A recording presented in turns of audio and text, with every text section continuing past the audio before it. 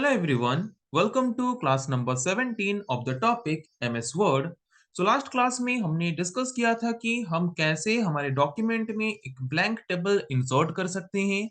उसके साथ साथ हमने ये भी डिस्कस किया था कि अगर हमने हमारे डॉक्यूमेंट में पहले से कुछ टेक्स्ट टाइप कर लिया है, उसको अगर हमें टेबल के फॉर्म में कन्वर्ट करना है तो उसको टेबल के फॉर्म में कैसे कन्वर्ट कर सकते हैं, उसके बारे में ऑलरेडी लास्ट क्लास में हमने डिस्कस किया था।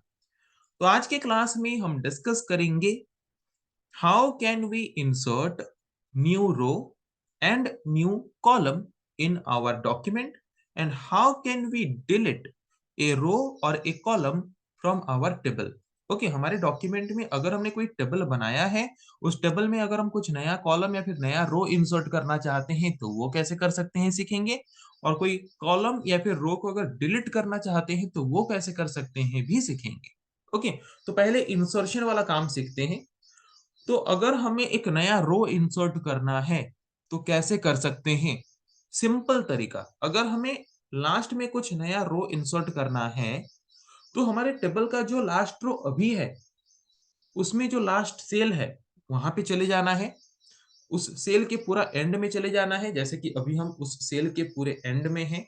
ओके, अभी देख सकते हो उस सेल के पूरे एंड में है। और उसके बाद अपने कीबोर्ड के टैब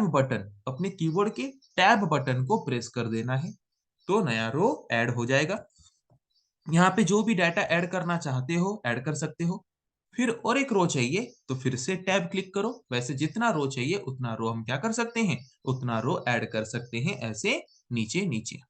ओके, बट अगर मुझे कोई रो यहाँ पे टेबल के बीच में चाहिए, ओके ये फर्स्ट रो है, फर्स्ट रो के बाद मुझे कोई रो चाहिए, तो वो कैसे करेंगे?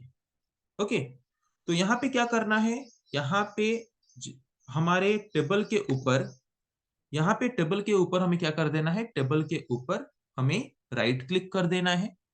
ओके, तो यहाँ पे हमें इंसर्ट ऑप्शन एक मिल रहा है, पर ये इंसर्ट ऑप्शन में क्लिक करने से इंसर्ट कहाँ पे होगा उसके हिसाब से पहले वो डिपेंड करता है, हमारा जो इंसर्शन पॉइंट है वो कहाँ पे है उसके ऊपर डिपेंड करता है। अभी हमारा इंसर्शन पॉइंट कहाँ पे है, फर्स्ट रो, मतलब जो डाटा का फर्स्ट रो है वहां पे है कि नहीं? ये जो हमारा डाटा का फर्स्ट रो है वहां पे हमारा इंसर्शन पॉइंट है। उसी को डिपेंड करके क्या होगा, अभी नया रो इंसर्ट होगा। तो इंसर्ट में जाते हैं।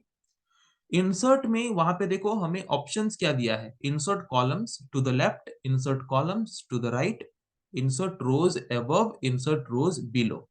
ओके, अभी हमें रो इंसर्ट करना है तो रो इंसर्ट हम ऊपर करना चाह, अभी हमारा इंसर्शन पॉइंट जिस रो में है उस रो के ऊपर हम इंसर्ट करना चाहते हैं नया रो, या फिर उस रो के नीचे इंसर्ट करना चाहते हैं? अगर नीचे इंसर्ट करना चाहते हैं तो जिस रो में इंसर्शन पॉइंट है उसके नीचे अगर हम एक रो इंसर्ट करना चाहते हैं तो इंसर्ट रोज बिलो में क्लिक कर देना है।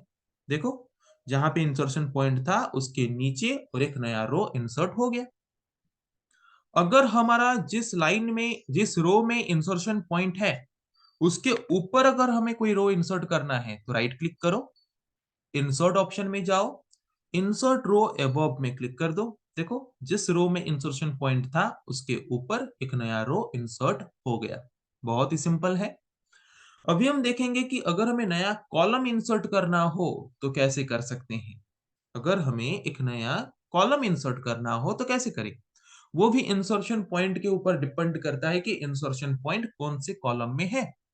अभी इंसर्शन पॉइंट फर्स्ट कॉलम में है, उसके बाद राइट क्लिक कर देना है, वहां पे इंसर्ट ऑप्शन में जाना है। इंसर्ट ऑप्शन में जाने के बाद वहां पे insert columns to left, insert columns to right, दो ऑप्शन हमें दिखा रहा है।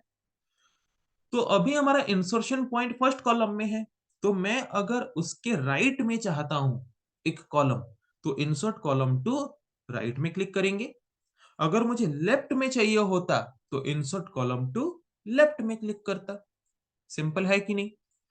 पता चला कि अगर हमें हमारे टेबल में नया रो, नया कॉलम इंसर्ट करना है तो कैसे करना है।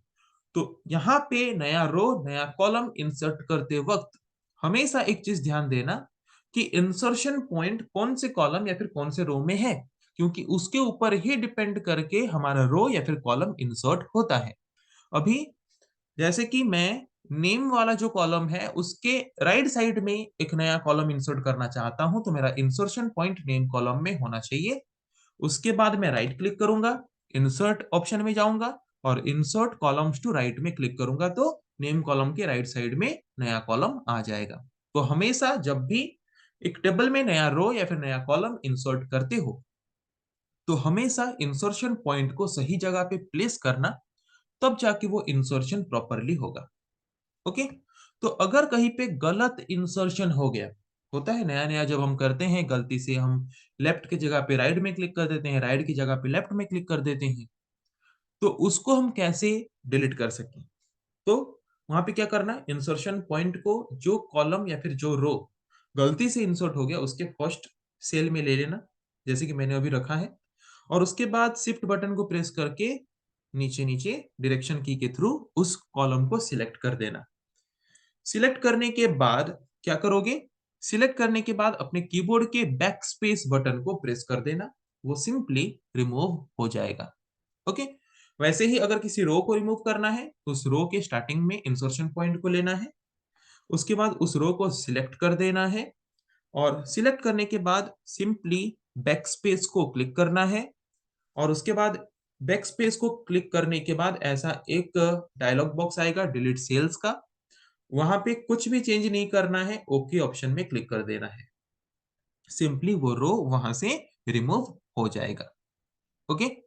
सो आई थिंक आप लोगों को समझ आ चुका है कि अगर हम एक नया रो या फिर नया कॉलम इंसर्ट करना चाहते हैं तो कैसे कर सकते हैं।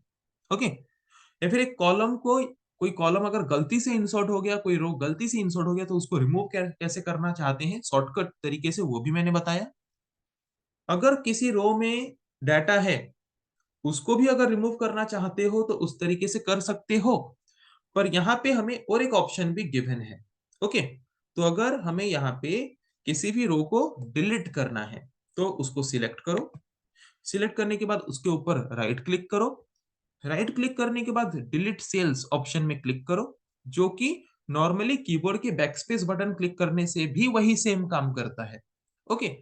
पर सबको कॉमनली नहीं पता होता, जब पहले पहले बार यूज करते हैं तो राइट क्लिक करना, जिस रो को या फिर जिस कॉलम को डिलीट करना है उसको सिलेक्ट करने के बाद राइट क्लिक करना, रो को डिलीट करते वक्त सिलेक्ट करके जब डिलीट ऑप्शन में जाओगे तो वहां पे डिलीट सेल्स दिखाई देगा, डिलीट सेल्स में क्लिक करने से डिलीट सेल्स का डायलॉग बॉक्स आएगा, उसके बाद ओके में क्लिक कर देना है। पर जब हम किसी कॉलम को डिलीट करेंगे तो वहां पे डिलीट सेल्स नहीं लिखेगा, वहां पे सिर्फ डिलीट लिखेगा। ओके। या फिर बैकस्पेस क्लिक करोगे तो कोई डिलीट सेल्स का डायलॉग बॉक्स भी नहीं आएगा, कॉलम को डिलीट करते वक्त वो सिंपली डिलीट हो जाएगा। तो उसके ऊपर राइट क्लिक करोगे तो यहाँ पे देखो डिलीट कॉलम्स लिख रहा है कि नहीं? क्या लिख रहा है? Delete columns. तो डिलीट कॉलम्स में क्लिक कर दोगे तो डिलीट हो जाएगा। वहां पे राइट क्लिक करके डिलीट कॉलम्स ऑप्शन में ना जाके सीधा बैकस्पेस बटन भी क्लिक करोगे सिलेक्ट करके, तब भी डिलीट हो जाएगा कॉलम।